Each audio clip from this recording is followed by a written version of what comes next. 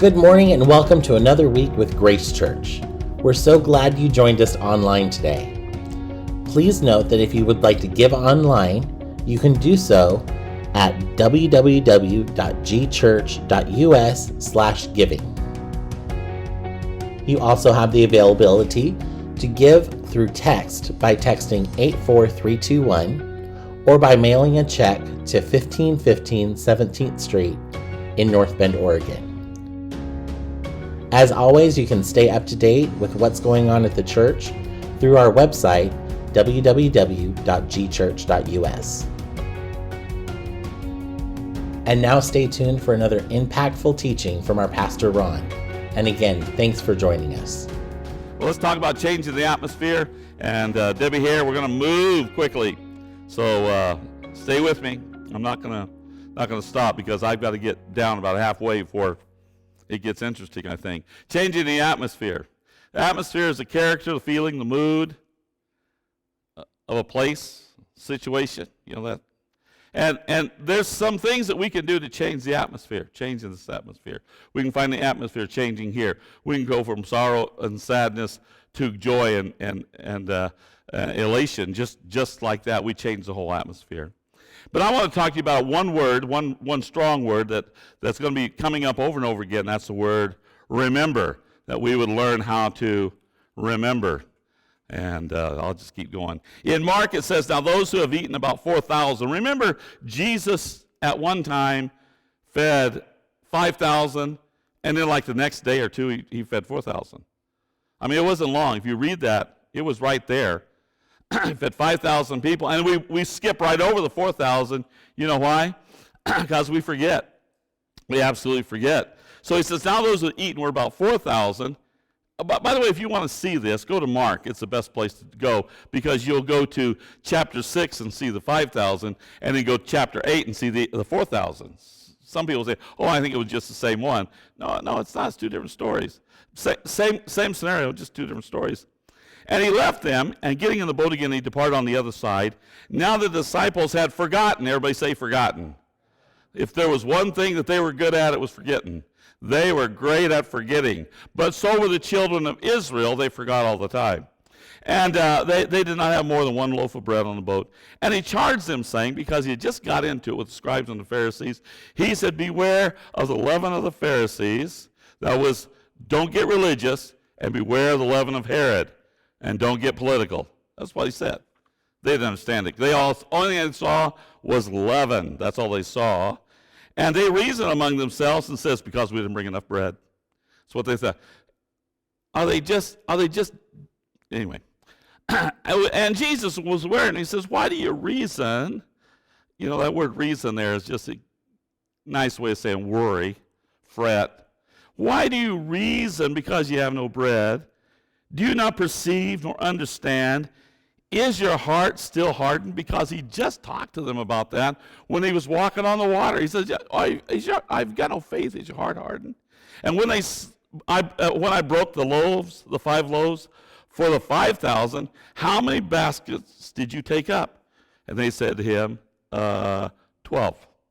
Now the reason I know they said 12 is because they had forgotten. Exactly, I didn't remember it again. And then he said, also, when I broke the 7 for the 4,000, how many large baskets full of fragments did you take up? And they said, 7. And then he says this, how is it that you don't understand? Can you see the frustration? Can't you remember a couple of days ago? I mean, I'm glad you remember yesterday. You know, that kind of a thing. Then he says this, having eyes do you not see, having ears do you not hear, and do you not remember? And do you not remember? Jesus said this, I only do the things I see the Father do, and I would say the things I hear the Father say. And so he's saying here, well, maybe you can't hear what God's saying right now. And maybe you can't see what God's doing right now. But can you remember? I thought actually that Kathy's passing would be a terrible distraction to me and to the church. I found it's not, because this is what I'm saying. I have no idea what God is doing. I know one thing, God did not take Kathy. That's the work of the devil. then why didn't he heal her? I'm going to tell you something. I can't see what God's doing, and I haven't heard what God's doing, but I can remember what God has done. Let me say this again, because some of you are sitting there frozen in time. There are times I can't hear what God is saying. How many have been there? Raise your hand. Wave it so I know you're alive. All right. And there's times I can't see what God is doing. How many have said, I just don't get this? Okay. But how many can remember what God has done? I think sometimes we forget, like we see those things, we see those miracles, and then we kind of forget. Because they're kind of not real. I mean, that doesn't happen in natural life, and so it's not real to us. I mean, it kind of is there, and then it goes away. I was thinking when I was watching this young girl, I'm not sure too much about that girl, but this big lump that she had on her arm, and it went away, and all the metal, it reminded me of the guy, I think in Mexico, that had the metal bone. And I'd kind of forgotten about it. I hadn't thought about it for years. Had a metal bone. He woke up the next morning. It was giving him pain. That metal rods will do, won't they? Yes, you got some metal rods in there that would need to come out. And so he had this metal rod in, I think, his arm, and he woke up the next morning, and as crazy as this sounds, this sounds crazy. That metal rod was out on the bed. Still had the serial number on it. They showed it. I mean, it was there. And that's just amazing. Get something like that. One of the reasons is because we see something like this happening, and then we just kind of put it off in the background and say, oh, well, I don't know exactly I don't know how to categorize that. Except some of us can remember things from way back in great detail, but we have forgotten the things that we should remember, and we should forget the things that we are remembering. Can I say it again? Because that was a whole lot more impactful to me than it was you. Some people need to forget some things that they are remembering. You're not remembering the correct things. You're remembering all the pain and suffering you've gone through in your life, and guess what? We all have. But we have forgotten all of the good things that have happened to us, and we have to remember. And so do you not remember? Look what Psalms 103 says. It says, "Bless the Lord, O my soul, and forget not all his benefits." Forget not. Everyone say it. Forget not. Forget not. And in Deuteronomy, in Deuteronomy, they had to memorize this so he wouldn't forget it. But in Deuteronomy, it says, and remember that you were slaves. You got to remember that because they forgot.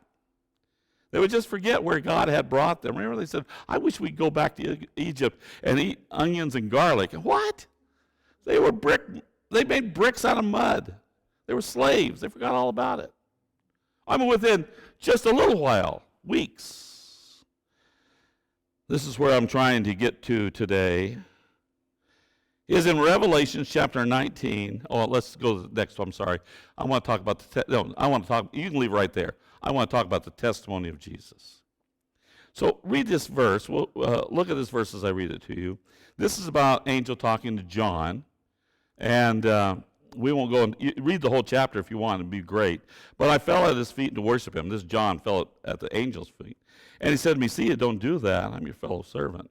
He said, I'm just one of, we know that they don't understand redemption.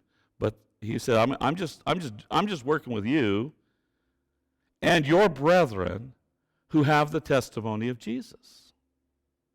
Like that. And then he said, worship God, for the testimony of Jesus is the spirit of prophecy. I don't know about you, but I had to think about that. So let's go back. Let's read it again. For the testimony of Jesus is the spirit of prophecy. Why don't you say it with me so you'll know you got it? For the testimony of Jesus is the spirit of prophecy. Okay. In 1 Corinthians chapter 4:14, 1 Corinthians 14:3, it says, but everyone who prophesies speaks to men for their strengthening, their encouragement, their comfort. I would that all of you speak in tongues, but he says this, and we know this, we've heard this many times, but I would rather that you prophesy. I came from a Pentecostal background, and man, tongues was all there was. That was kind of the way it was in the Corinthian church. They were flat out Pentecostals. But he said, I appreciate what you're doing. It's not that you're doing anything bad, but I would rather that you prophesy. Psalms told us there that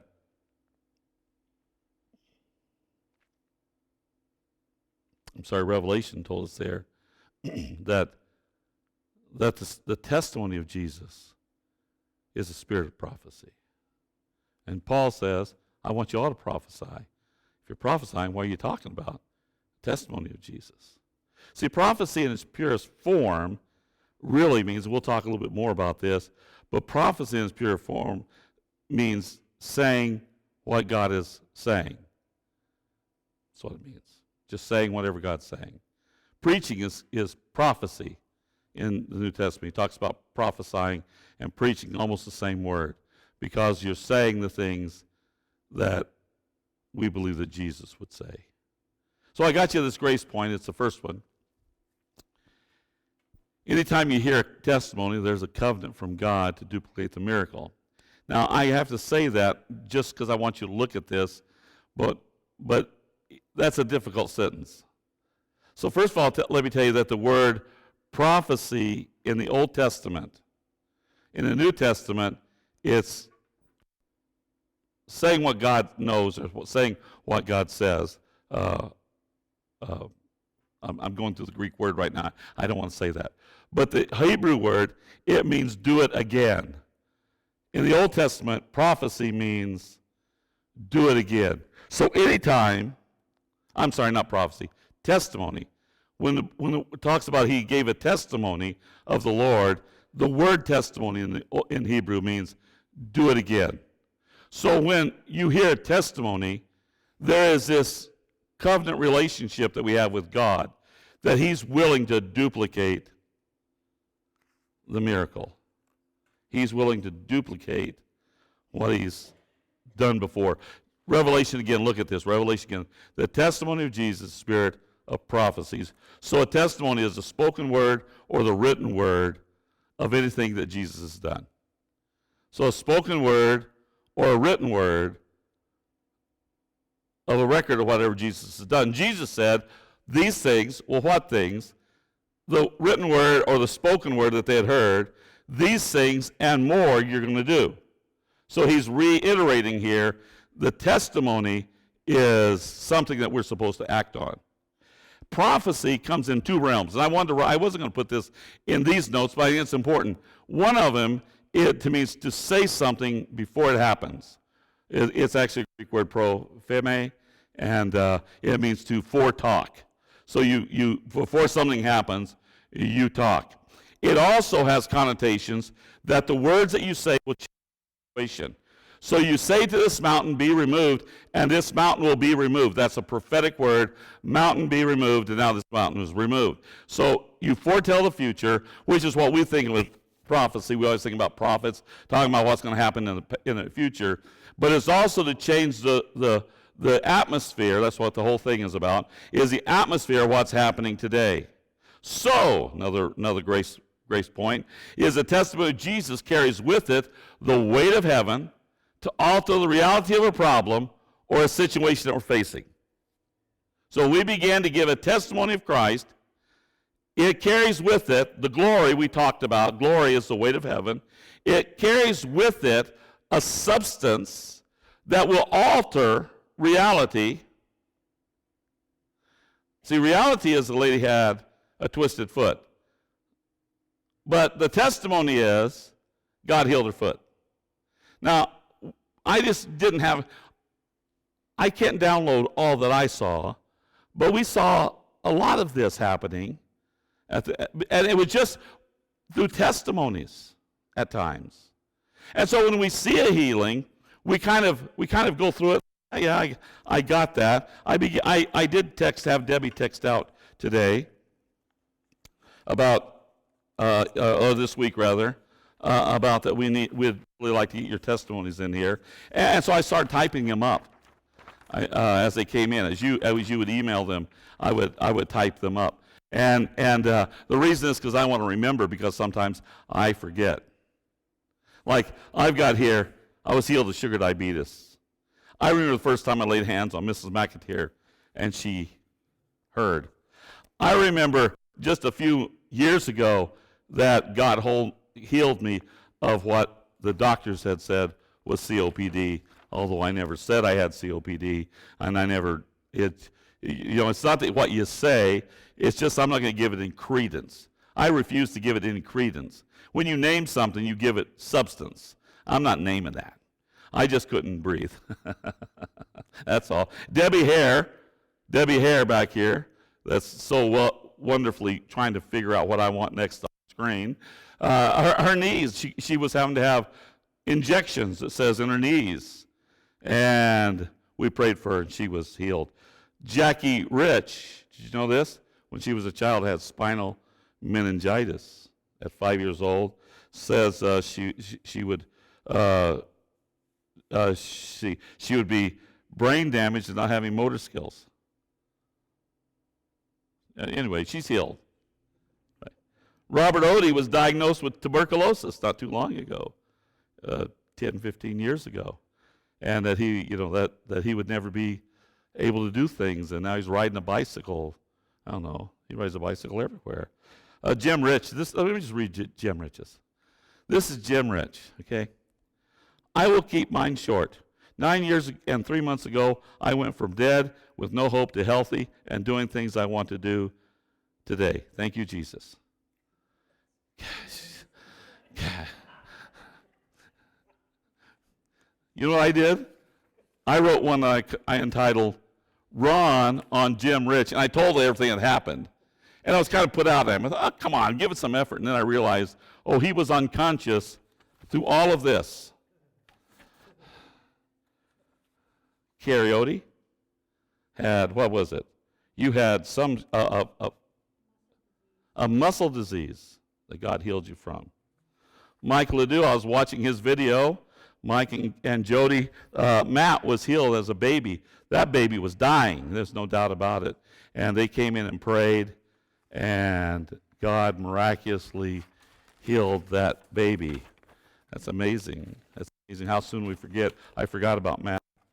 I don't know if I ever heard. If you told me about spine, I didn't know if you had it. How many here can say, "Oh, I remember a time that God healed me"? Raise your hand. I remember. How many can say, "I'm glad He healed me"? Raise your other hand. Yeah, that's good. I'm glad to be healed. You know, there's some people who don't want to be healed. They'd rather be sick. And that way everybody will say, "Hey, what's wrong with you?" I don't want anybody to have to say that to me. I like divine health. Don't you? I like it. Where am I, Debbie? You're going to have to help me now. God wants to change the atmosphere. There we are. God wants to change the atmosphere. Do you know that in just about 5 minutes of talking right now, that we change the atmosphere just by talking about miracles? We just change the atmosphere. I noticed it when I was at the conference on healing and impartation. And I noticed it. We got in there, and the guy would get up, and I'm ready. I got my notes out and everything. And he would stand up, and he would give healing testimonies for about 15 minutes. That's what he would give. And I'm thinking, I'm here to hear a sermon on healing. And you're just giving stories about healing. You know what he's doing? The testimony of Jesus is a spirit of prophecy. That something happens in a room like this. If you say, well, here we are in church, of course. I've tried this out. I just get around some people, and if I'm not careful, they're telling me stuff that, their day and things that are happening. It's all really important. But I've been experimenting with this last week especially, is I get in a room and I just start talking about Jesus. All the good things. You know what I heard this week, and I'll say that. Or I'll talk about my testimony. I almost forgot this. I should have said this. Or I forgot that I had an open vision from God one time. I didn't really forget. I've told it before. But when God called me to preach, it was like a screen, like that screen right there. It was like I was looking at a screen, and there would just clearly be what God was calling me to do. That is pretty impressive. I wasn't on drugs. I was mad. I was mad at God because I said, I don't want to be a preacher, and he would not let up. Did you know that for a year after Debbie and I got married, for a year, every time I went to a church, and we were going to lots of different churches, because Debbie was in a group of singers, and they like to have those singers come. Sometimes they let me talk, but not at this time.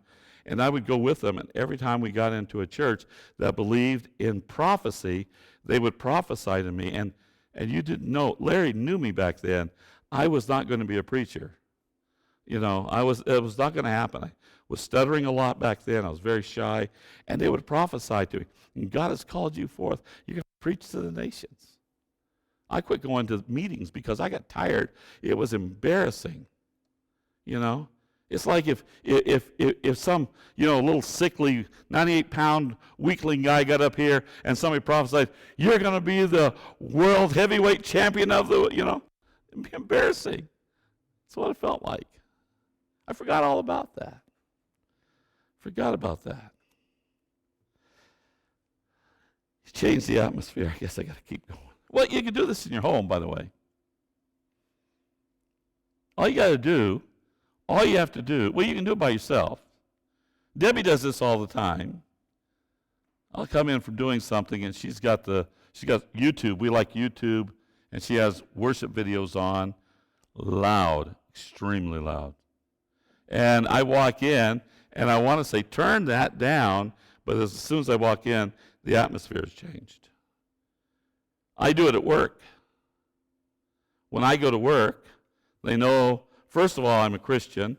Second of all, they know I'm not crazy. Do you know the difference between being a Christian and being crazy? I'm not crazy. I'm not going to shove anything down anybody. I'm not going to be that holy guy that runs around, I'm going to be exactly who I am. But when I walk in, all of a sudden the whole atmosphere of Remax changes. It does. You'd be surprised when I go into maybe show a house. And it's a cold house, and we've just met these people for the first time. And then it's very simple. It always comes around because on the back of my car that I show houses on, it says Remax South Coast, Grace Church. And they say, well, I've been meaning to ask you, because they follow us wherever we go. Since COVID, you don't really put them in your car. So it's a good thing, by the way. Put something religious on the back, and you'll have to talk about God. And I don't want to talk about God, because I think it might be against the law to talk about God, or at least politically incorrect. But I talk about God all the time. And they say, Grace Church. What kind of church is that? I say, it's the best church in town. Now, immediately, the whole atmosphere changes. Sometimes really good, sometimes really bad. Sometimes they hate church and they want to tell me about it. We don't write any offers on those people. They're gone. But listen, more often than not, it changes the whole atmosphere of what we're doing. And then they'll say, who's the pastor? And I want to say, well, I am. You're kidding. No. Now the atmosphere changes again. Now then, every question they've ever had about the veracity of the Bible or anything is all out. They're wanting to know, well, who was Melchizedek? Something like that. Oh my God, I just want to. Anyway, I believe. Let's just keep going with this. I'm running out of time. I believe. Where am I at? I believe every believer has been called to be a prophet. I believe every person here who's born again, filled with the Holy Spirit, can be a prophet. I believe God can speak through you. And I believe that you can live in the prophetic. This is what Numbers said. That's what Moses said in Numbers. He said, oh, that the Lord's people were prophets, and that the Lord would put his Spirit upon them. And that came true it was prophesied again in Joel, but in Acts 2 is the one we're most familiar with. It says, it shall come to pass in the last days, I'll pour out my spirit on all flesh, and your sons and daughters shall prophesy. He said, well, what? That doesn't mean everybody. Well, then he says, if you don't believe that, then in the old men and the young men, and if you don't believe that, then in the handmaidens and the men servants. Like everybody. And for generations and generations. Everybody can say what God is saying. We have to understand this. If it's God's will for one, it's God's will for me. I believe that. God shows no partiality. That's favoritism. The King James version of this says God is no respecter of persons. But what does that mean, respecter of persons? It means God shows no partiality. God shows no favoritism. There is no partiality, Paul said, with God, or favoritism with God. And then when James wrote, he says, if you do show partiality, you commit sin. So God never commits sin. So God is never partial to anyone. And if he did it for one, he'll do it for who? Everyone say, me. See, that's the way I feel. I feel if it's out there, I'm going to get it. If it's out there, I want it. So the grace point that we've got for you is a testimony of Jesus prophesies to people who will hear. Let me say it again. To people who will hear. Some people have already said, I'm not going to listen to this. The testimony of Jesus prophesies to people who will hear what God is willing to do for them. There are people who hear. There are people who don't hear. There are people who can't hear. There are people that won't hear. There's all kinds of people. But God wants to reveal his heart, his person, and who he is to everybody. That's what he wants to do. Remember what I said? The Hebrew word for testimony is do it again. I read this week, and I just thought it was so important. This next slide is adjusting how we think actually puts us in line for how he moves. It's important to adjust our thinking and come into alignment with God, into alignment with what God is doing. So oftentimes we try to pull God, say, come with me, and that's not the way he does it, see. We follow God. We're led by God. We're not telling God, I've got a project, come with me. I got this great project. Now all I need is you. I need your magic to fix it up. It's, God, what would you have us do today? I'm going to listen to you, and I'm going to align my life with you today. Charles Haddon Spurgeon was a preacher. He preached this sermon July 17, 1859. There's volumes of his sermons. He wrote out all of his sermons, and I used to read them profusely. They're written a long time ago, so you kind of have to walk through them. But let me read to you a portion of his sermon. He said this: when people hear about what God used to do, one of the things they say is, oh, that was a very long while ago. I thought it was God that did that. Has God changed? Is he not an immutable God, the same yesterday, today, and forever? Does that not furnish an argument to prove that what God has done at one time, he can do at another? Do you believe that? Nay, I say. I'm going to start saying that. Nay, I say.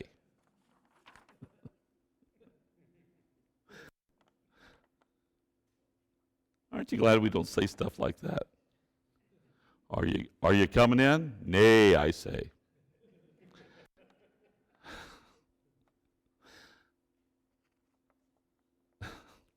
Sorry, I'm going through all kinds of scenarios in my mind. I think we're going out for lunch today, and when they ask me if I want any more of something like, would you like to have some water? I'm going to say, nay, I say. Okay, let's get back in. Nay, I say, I may push it a little farther and say, this is what's written here. What he has done once is a prophecy of what he intends to do again. Whatever God has done to be looked at as a precedent, let us earnestly seek what God would restore to us. The faith of men of old, that we may richly enjoy his grace as in the days of old. It's easy for me to say, this last 2 weeks ago, forgive me for running back and forth, but 2 weeks ago, we're with Randy Clark and his team, and they do extensive ministry in Brazil, the poor sections of Brazil, which maybe it's all poor, I don't know. Not Rio de Janeiro. Is that in Brazil? Okay, probably not so much there, because these people are poor, and God is their only hope. And they go down there, and they take missionary groups. My wife said, "Let's go," because they're loading up 2 buses load of people that fly down and get in a bus, and it's by the buses. They have so many buses. Let's go. And I said, no, nay, I say, I'm not interested. But I think Kara might be interested. I would send you, by the way, to Brazil. And both of you down there. They have a teen group that goes down there, if you're between 13 and 29. And Debbie leaned over and said, Chloe and Allie could go. And I said, nay, I say.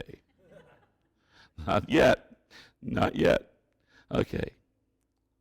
And I have a tendency, it's what happens in Brazil. It's old, these people are not, well, they need God worse than we need God. I say that. Don't you say that sometimes?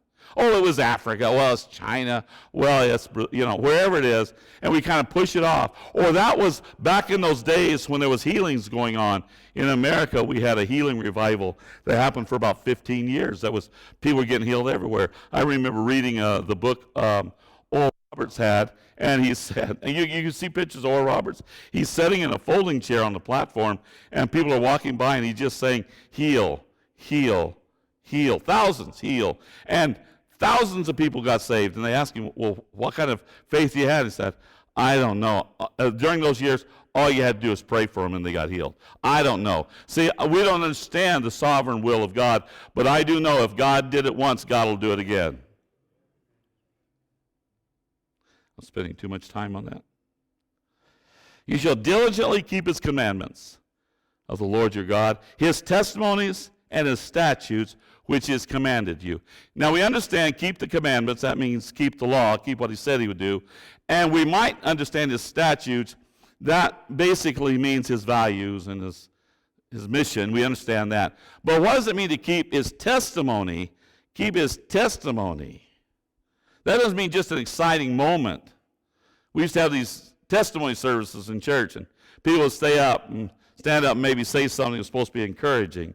But a testimony is much more than that. A testimony, well, let me just give you this next slide, because I love this, because I even found that little eyeglass thing, is to see the current problem through the lens of what God has done. See, I see you one way this way, I see you another way this way.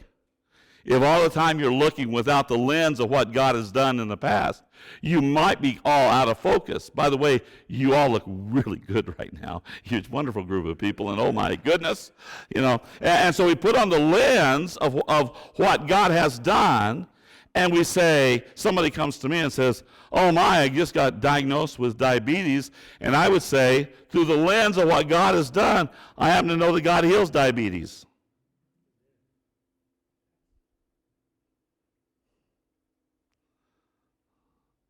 We had 2 people in the church die of COPD in the last 10 years. They were brothers. But I happen to know now, I'm looking through new eyes, God heals COPD. I saw people healed last week in person and watched videos like this nonstop. One service was almost nonstop for 30 minutes of one after another of people that were giving their testimonies. Some of them actually watching the healing, which is just a little bit surreal.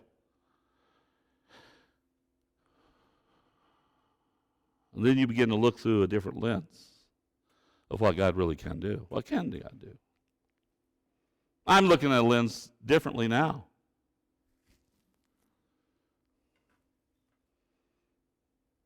I wasn't sure, but I happen to know now. I'm looking through a lens because of what happened. Those of you who don't know, Bob and Kathy's dog was really sick. Seizures, multiple seizures, dying. What's important to Bob and Kathy is important to God, and we prayed, and God healed that dog, and brought Ken's dog home with us, just like that. I mean, miracle stuff. I got to remember to put it in my. I'm writing this. I'm writing this out. I'm gonna have a whole pamphlet of these. I got to put that in there. Bob, send me what God did, so I won't forget. Ken, send me something, so I won't forget, because we can't forget. Because you know what? I've been forgetting. I asked Debbie the other day. I said, "Where is my book of prophetic words and testimonies?" And she said, "I don't know. I thought you had it." And I said, "I don't have it. Where did we put it?" I looked through all my books, all through my boxes of books. We had a fire here. It might have been in the fire. I might have had it with me on a sermon. I don't know. I don't know where it's at. And I realized I don't remember all the stuff. And so I've been going through trying to remember what God has done because I got a new revelation. I'm looking through new lens. If God did it before, God will do it again. All right. See the current problem through the lens of what God's done. That's what we need to do. Psalms, I don't even know where we are. I haven't got a clue where we are. Psalm 78 is where we are. Read this, because this touched my heart. This week, I'm going to make an appointment with my grandchildren. Ryan, listen to this. I'm going to make an appointment with the grandchildren, maybe with you guys, over this scripture. I realize I haven't given my testimony, my grandkids. I mean, maybe not to you either. Maybe you don't know what's happened. But this is what he says. This is important. Which we have heard and known, and our fathers have told us. We will not hide them from our children, telling the generations to come. That's the boomer generation and all of them. The praises of the Lord and his strength and his wonderful works that he has done. We're going to tell the generations that. I haven't been doing that. I haven't been talking to them about that. Talking about baseball, talking about whatever they're doing, enjoying just having grandkids. Or I forgot to tell them about the good things that God has done in my life. I'm 67 years old. I got stories, which we know because I'm not. That the generation to come might know them, the generation would be the children who would be born, that they may arise and declare them to their children. That's generation after generation. That's why. That they may set their hope in God and not forget the works of God, but keep his commandments. It positions them and positions us when we have a testimony from God. It's a prophetic word. That testimony comes to us. It begins to speak to our heart. It sets us up for hope. Confident expectation that God's going to do something, hope.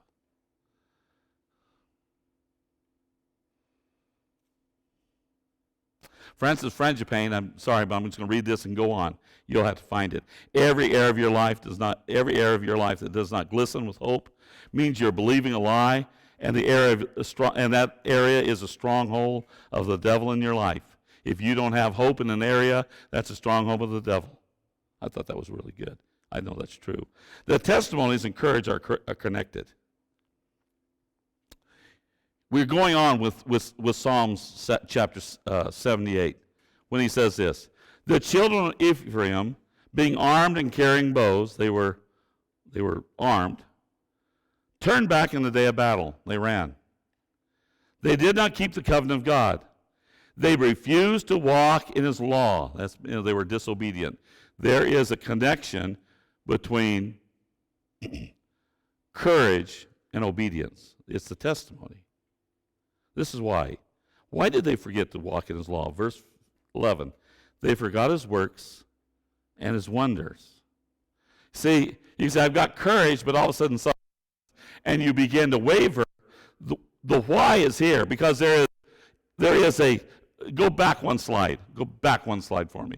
The testimony and the courage to obey are connected.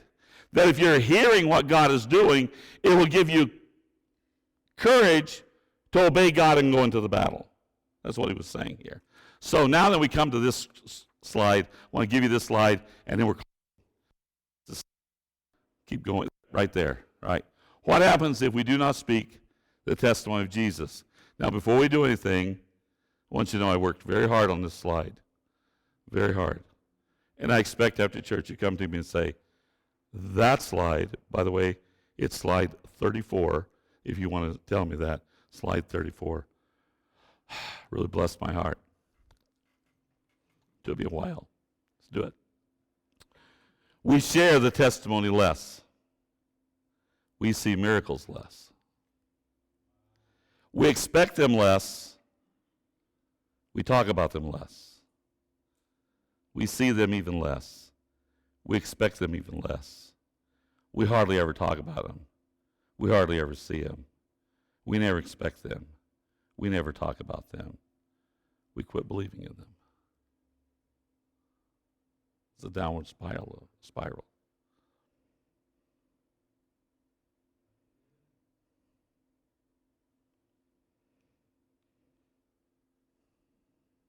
So one illustration, and then we close. What would happen if I gave you a ring that was worth $10 million? $10 million. And I would say to you, I want you to be the steward of that ring, and you have to wear it every day. And if you lose it, you get nothing. But if at the end of 1 year, you still have that ring and the stone, if you still have it, I will give you $1 million.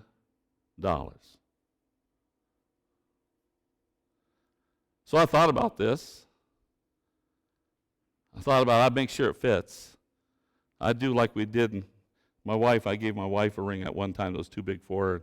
She put tape or something underneath it and I don't know, lacquer thinner or something, I don't know, and make sure it worked. But I think I'd go farther, $1 million. I'd put my hands over it, maybe. Maybe what I'd do is I'd get some tape, and I would tape it to my finger. I would hang on to that thing like never before. That's what I think. Because I would be greatly aware of the value of what's on my hand. So let me ask you this question. Are you aware of the value of what's in your mouth? I'm not talking about positive confession here. I'm talking about, do you know the value of the testimony of Jesus? I think not. You know, when Paul would get in trouble and he wasn't getting through to people, like kings and judges, twice he gave his personal testimony. He stopped and said, well, let me tell you what God did to me. I was on my way to Damascus and I met Jesus. They'd say that often, probably. He understood that the testimony of Jesus is one of the most powerful things that we can say. I hear people telling me a testimony about COVID, testimony about the government, testimony about the economy, and a testimony about the playoffs that happened today. All those things are interesting, and maybe even all those things should be talked about. But there's no power like the power of the testimony of Jesus and what he has done and what you have seen him do and what you have heard he's done and what he has done for others. There is no greater power. I believe that by sharing the stories of Jesus, the atmosphere changes.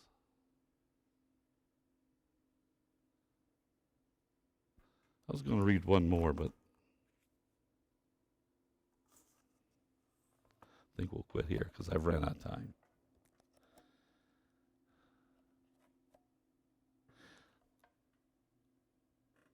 I was gonna make kind of an altar call out of this, but I'm not. I want to give you this admonition. Don't forget the testimonies, and don't forget the power of the testimony in your mouth.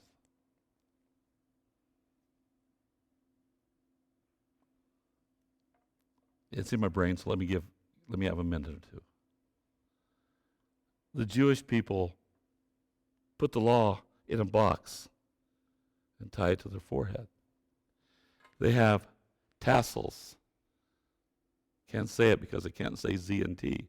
Zits. It's so they won't forget. So they won't forget. Wrap the leather thong around their hands so they won't forget. They built monuments in the desert so they wouldn't forget. Jacob put up Bethel.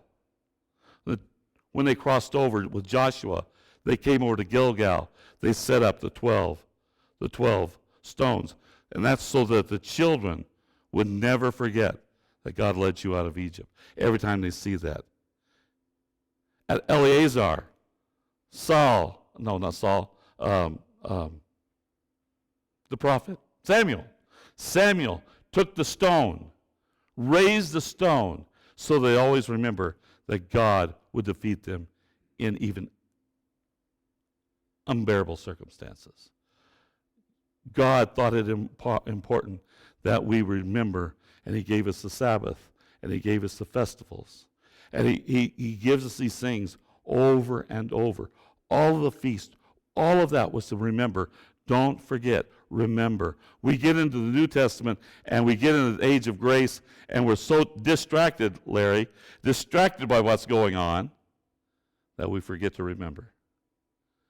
Thank you again for joining us this week at Grace Church. If you'd like to hear the sermon in its entirety, please go to www.gchurch.us, and we'll see you next week.